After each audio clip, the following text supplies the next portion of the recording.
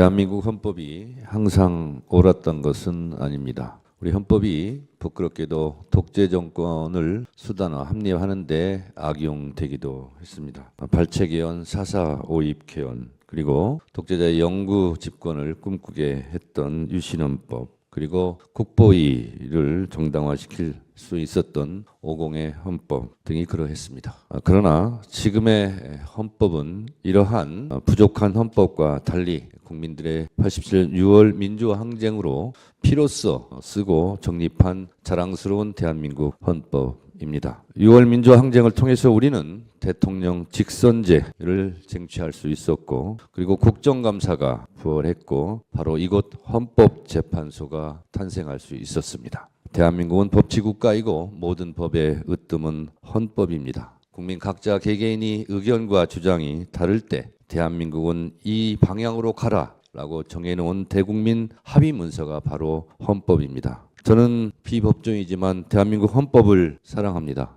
헌법도 100번 이상 읽었고 한 조항 한 조항에 담긴 헌법의 뜻을 가슴 깊이 새기고 있습니다. 대한민국의 헌법을 한마디로 정리하기는 어렵지만 가장 중요한 것은 국민의 기본권 보장, 삼권 분립, 그리고 인권 옹호 등 헌법 정신 내세우는 앞머리의 정신이라 생각합니다. 그러해서 헌법에 적시된 순서도 헌법 전문, 총강, 국민의 권리와 의무, 국회, 행정부, 법원 순서로 적시하고 있습니다. 그만큼 국민의 기본권과 국회의 역할은 매우 소중하다 할 것입니다. 대한민국 헌법이 다른 나라와 달리 특별하게 규정하고 있는 조항이 바로 86조 3항, 87조 4항입니다. 현역 군인은 국무총리가 될 수 없고 현역 군인은 국무위원이 될 수 없다는 조항입니다. 그만큼 우리 헌법은 군부 독재의 아픈 역사를 치유하기 위해서 전 국민이 노력해서 피로 써서 만든 조항들이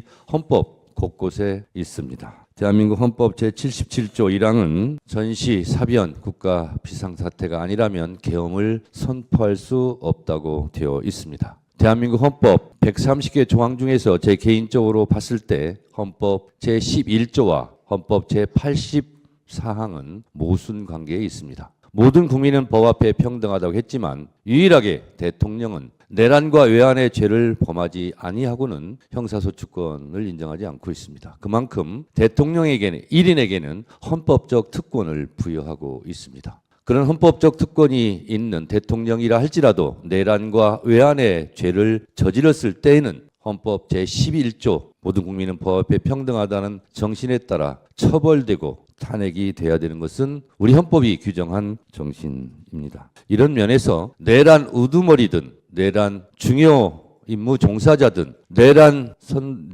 부하 수역자든 아니 형법에서 규정하고 있는 내란 선동자든 이 헌법 정신에 따라서 준엄하게 처벌받아야 된다고 생각합니다. 피청구인 박성재 법무부 장관은 누구보다 다른 부처의 장관보다 이런 헌법 정신을 잘 알고 있을 것입니다. 다른 장관보다도 이런 위헌 위법한 비상계엄을 선포하려고 하는 윤석열 대통령에 대해서 정말 목숨 걸고 반대했어야 된다고 저는 생각합니다. 그런 면에서 많은 아쉬움과 부족함이 있습니다. 법사위에서 자주 만난 사이지만 이렇게 헌법재판소에서 얼굴을 마주 대하고 있는 저도 마음이 불편합니다. 그러나 인간적인 정은 정이고 법은 법입니다. 헌법 정신에 따라서 피청구인 박성재 법무부 장관을 파면해 달라고 요청하는 제 마음도 많이 불편합니다. 그러나 내란은 내란이고 또 내란에 직간접적으로 연루되었다면 헌법에 따라서 준엄한 파면이 이루어져야 된다라고 생각합니다. 국회에서의 증언감정법 제4조 1항은 직무상 비밀이라고 하여 자료를 제출을 거부할 수 없다라고 분명하게 법적으로 못 박아놓고 있습니다.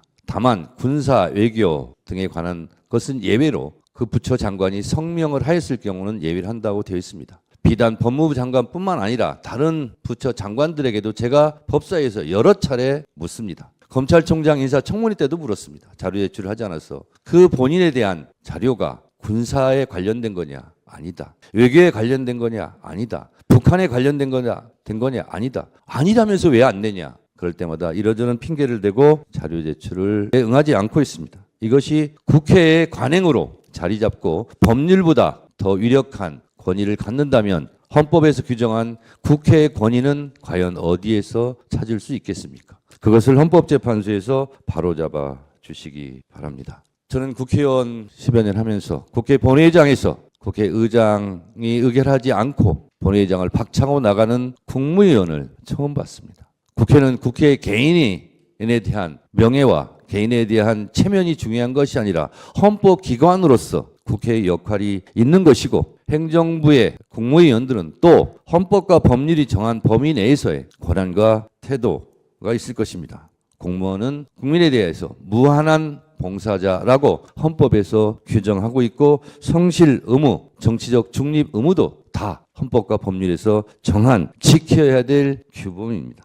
이러한 사실을 명백하게 인지하였을 법무부 장관이 헌법과 법률에 위배되는 그런 행위를 하였을 때 과연 그것을 제지하고 헌법에 맞게 언행을 하라고 판결할 수 있는 곳은 헌법재판소가 유일합니다. 나라가 매우 혼란스럽고 불안과 공포 속에서 하루하루 국민들의 삶이 허리가 꺾여가고 있습니다. 우리 헌법재판관님들께서도 너무나 잘 인지하고 목도하고 계시다시피 헌법재판소로 이곳을 둘러싼 수많은 혼란과 갈등이 존재합니다. 그것이 눈에 보이는 헌법재판소를 둘러싼 갈등만이 있겠습니까? 지금 대한민국 곳곳에서 전 국민이 대통령 윤석열의 내란 사태로 그 이후로 너무나 심한 고통과 스트레스를 받고 있는 것을 너무나 잘 알고 계실 겁니다. 사실 오늘 법무부 장관 박성재 피청구인에 대한 탄핵 심판이지만 온 국민은 내란 우두머리 피의자 윤석열 대통령에 대한 탄핵 심판 선고일이 언제일지 그것이 가장 큰 관심사일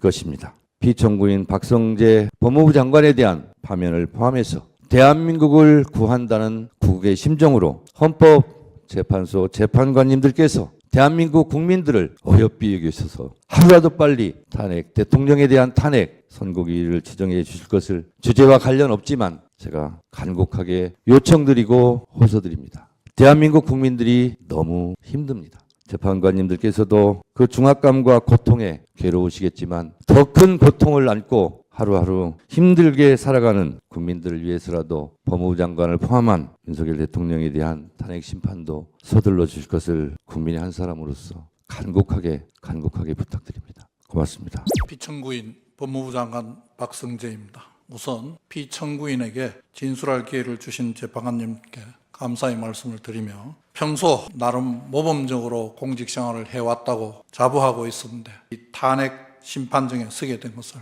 대단히 안타깝게 생각합니다. 무릇 탄핵은 국가에게는 그 소추 의결 자체로 고위 공직자의 직무가 정지되고 대행체제로 운영될 수밖에 없어 국정 공백 내지 정부 기능의 장애를 초래하게 되고 공직자 개인에게는 소추가 결여되었다는 사실 자체로 불명예스럽고 나아가 그 소추가 인용되면 그 직에서 파면되는 결과 외에도 연금 등 여러 가지 권리에 엄청난 불이익이 따르게 됩니다. 이러한 중대한 의미를 가지는 만큼 국회의 탄핵 소추는 충실한 조사와 증거 수집 절차로 신중하고 엄정하게 이루어져야 합니다. 우리나라 탄핵 심판 제도는 사법 절차나 징계 절차에 의한 처벌, 징계가 곤란한 사람들에 대한 보충, 보완적 제도로 알고 있습니다. 그리고 정치적 심판이 아니라 규범적 심판 절차를 취하고 있는 것으로 압니다. 그러므로 소추 및 심판 절차에서는 증거에 근거한 판단을 하여야 합니다. 우리 헌법재판소도 그러한 입장을 취하고 있는 것으로 알고 있습니다.